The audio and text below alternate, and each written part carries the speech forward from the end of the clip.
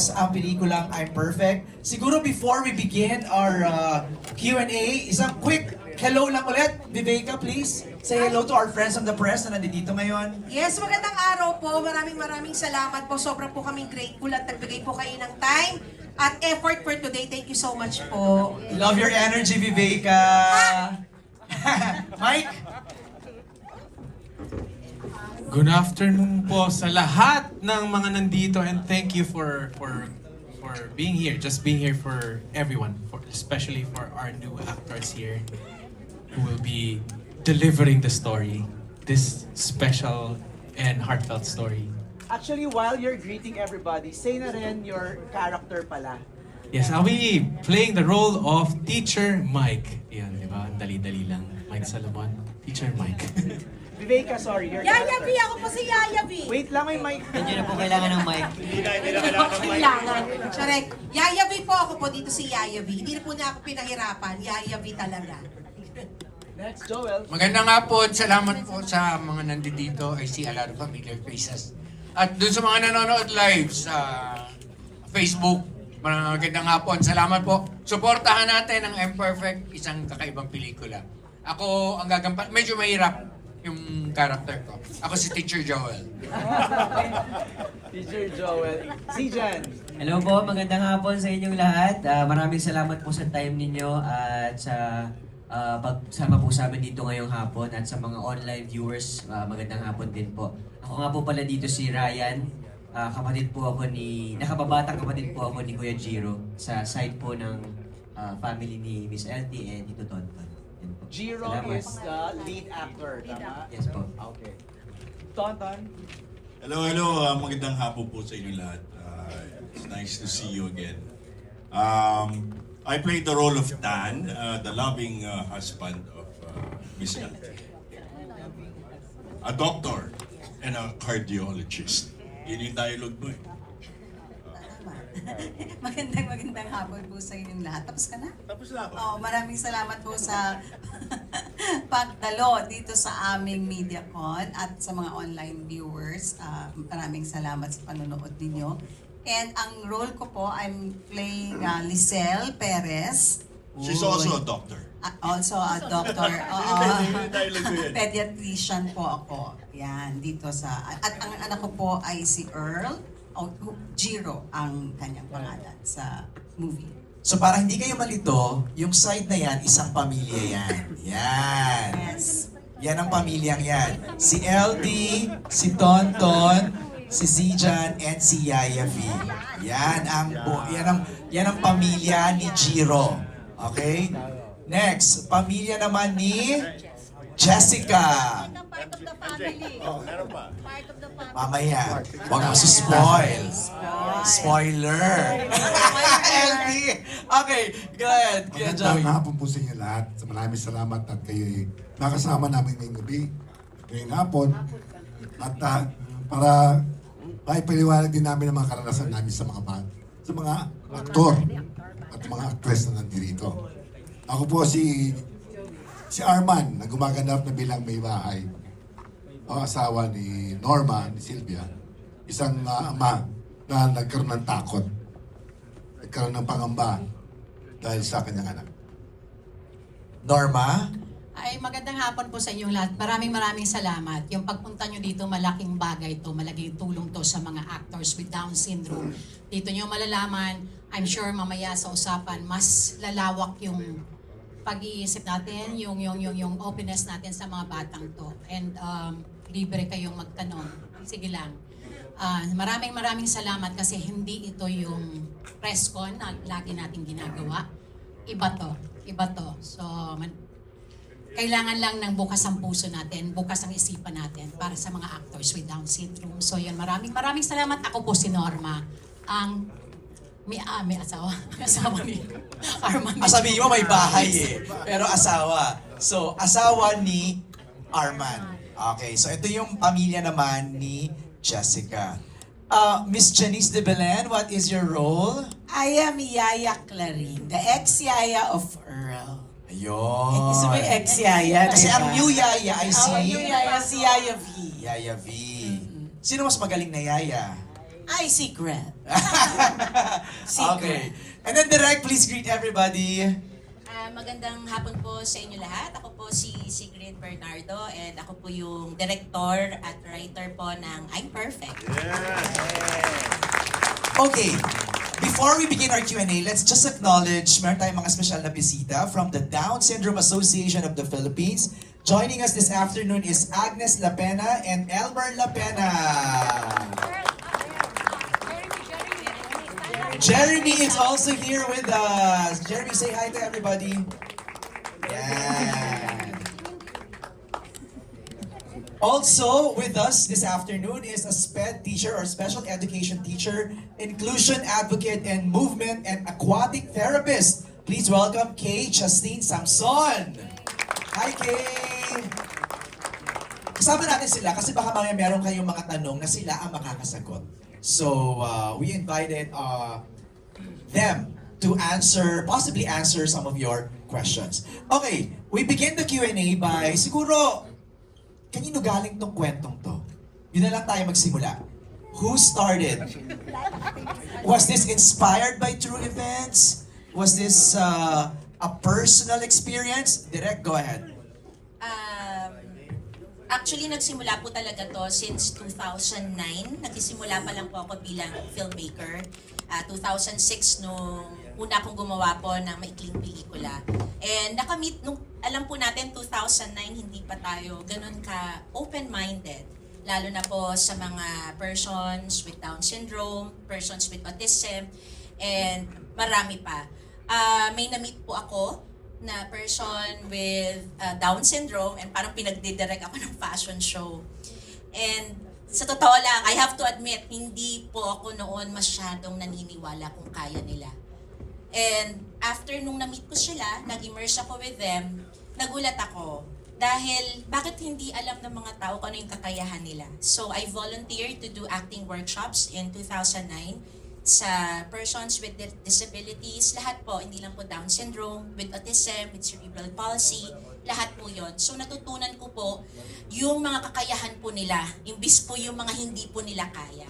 And sabi ko, bilang nagsisimulang filmmaker noon, dapat malaman to ng maraming tao. So doon po talaga nagsimula and pinangako ko na gagawa ko ng pelikula dahil yun lang yung way ko of communicating with my audience. So in 2014, I made the script. Wow, 11 years ago. Yes po, oo. Pero wala pong producer pa noong time na yon since 2014. Tapos nanalo po kami sa FDCP, nagkaroon ako ng konting pera. Gumawa po ako ng teaser para po maniwala ang mga tao na kaya po nila. Okay. Kasi aminin naman natin, pag sinasabi lang, hindi sila masyadong naniniwala. Lip service lang yun Yes, Parang opo ganun eh. So, yung una ko pong teaser, 2017. Oh. Yes po, may una po akong Jiro, may una po akong Bea, and yun po. And yun na, fast forward po ngayon, I'm very, very lucky dahil napansin po ni Miss Sylvia itong project na ito. I'm really, really grateful kasi ang dami po talagang nagkagusto sa project, pero yung maniwala po talaga, mahirap po talaga. Kaya, thank you. And, thank you, Direk. Grabe, iyak agad. Thank you, Direk. I go to Sylvia. So why this project? Kasi ang nakarating sa akin, hindi ito ang mga unang in-offer sa'yo ni Direk Sigrid. Yes, meron siyang dalawang movies na pinitch sa akin. Tinanggihan ko yun kasi may rason. Tapos nagawa ko na rin yung iba.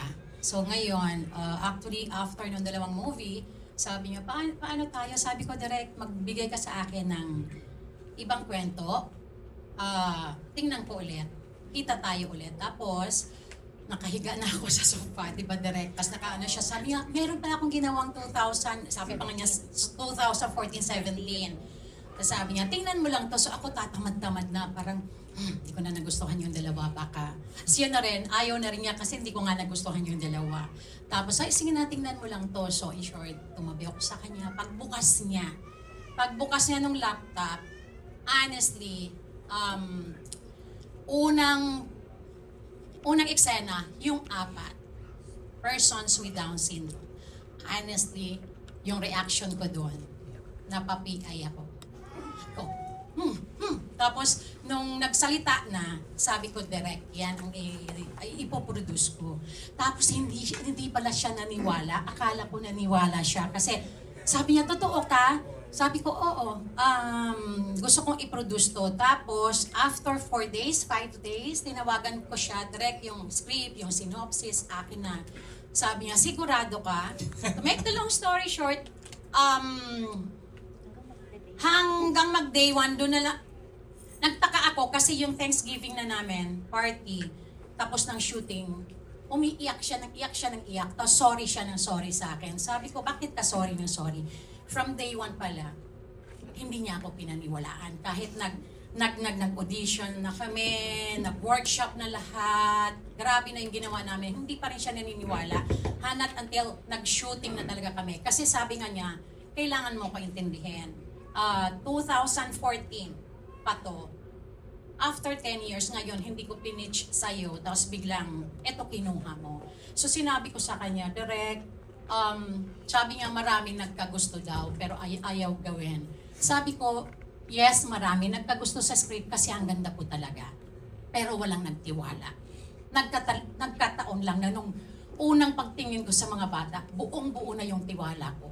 Alam ko kaya nila kasi meron din po akong pamangkin with cerebral palsy, pamangkin with Down syndrome. So, tsaka napapalibutan kami ng pamilya ko ng mga persons with Down syndrome, persons with autism, person with cerebral palsy. Kaya, ang bilis ng pagtanggap ko dito. So, yun. Tapos, eto na kami. After 1 year. And pa rin naniniwala. I was about to ask you direct, hanggang ngayon ba, hindi ka pa rin naniniwala? Naniniwala. And, Okay. gusto ko lang itong sabihin kasi after, ang haba po ng kwento na to, no, pero eksian ko lang. Ako gusto ko magpasalamat bago lahat kasi makakalimutan ko to. Gusto ko magpasalamat kay Janice, kay Lorna, kay Tonton, si Jan, Viveka, eto, si Chong, si Joel, si Mike. Kasi sa totoo lang, iisa yung, nung kinuha ko sila, iisa yung naging goal namin. Ang swerte namin ni Direk kasi yung mga cast na supporting namin like Lorna and Janice sila, sabi ko, hindi kayo ang bida dito ha, support kayo. Lorna ka, Janice ka, pero hindi kayo ang bida. Alam nyo, lahat sila nagsasabi, tulungan natin ang mga persons with Down syndrome na iangat. So, heto po. Thank you talaga sa inyong lahat. Grabe. Actually, just looking at this lineup, grabe, wala ka ng talo. Ito palang sulit na agad ang babayad mo sa MMFF with the brilliance sa acting. Let's begin our Q&A. Tita Astor, ikaw na mauna. Kita-kita ko kumikintabang yung outfit eh. Mauna ka na, Tita A. Una muna, congratulations. Ibiyang, alam mo, ang tapang mo.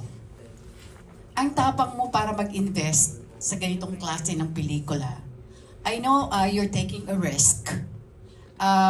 But I know malaking reach din ito sa publiko, lalo na yung hindi aware sa ganitong klaseng sitwasyon. Although nasabi mo na nga, hindi ka ba nagdalawang isip na parang medyo risky itong klaseng project? Magandang hapon po, Tita Astor. Actually, Tita Astor, sa totoo lang, yung pagkakita ko ng 4 na persons with Down syndrome dun sa laptop ni Direk, buong-buo na yung paniniwala ko. Ang inisip ko lang talaga, honestly, is ipagmalaki sila. Na kailangan din silang marinig, kailangan din silang makita, kailangan din silang pahalagahan. Kasi naranasan ko yun sa pamangking ko na pag nagpupunta ng mall, yung tingin mula ulo hanggang paa, nahihirapan, alam mo yun, nasasaktan yung pamilya kasi kinukot siya. So sabi ko, eto na yung project na maganda for them. Honestly, andito si Miss Kate, di ba? Sinabi ko, kasi nung una Direk, di ba? Ang ginawa namin dito ni Direk, bago namin ito binuo, humingi kami ng tulong sa DISAPI, Down Syndrome Association of the Philippines, Special Olympics, Best Buddies. Nakipag-meeting kami lahat sa founders, sa presidente, kasi gusto namin, gawin namin ng tama tong pelikulang to. Yung, alam mo yon, gawin na nating big time, gawin na nating tama, lahat na naka ano sila sa amin, yung guidance nila. So yun yung ginawa namin. Honestly, to be honest yung pagkakita ko, ang unang pumasok sa akin, yung mga bata, yung kapakanan nila. Yung kumita, ibibigay ng Diyos yun. Maniwala ka sa akin. Itong mga batang to, gagawa ng history to itong December 25, itong 27. Ang galing-galing nila, kayang-kaya nila, Tita Astor. Kaya please lahat kayo dito, wag na hindi nyo to panunuorin. Dahil akala natin, hindi nila kaya, nagkamali po tayo. Ang gagaling nila. Yun lang po. Thank you, Ibiang. Direk,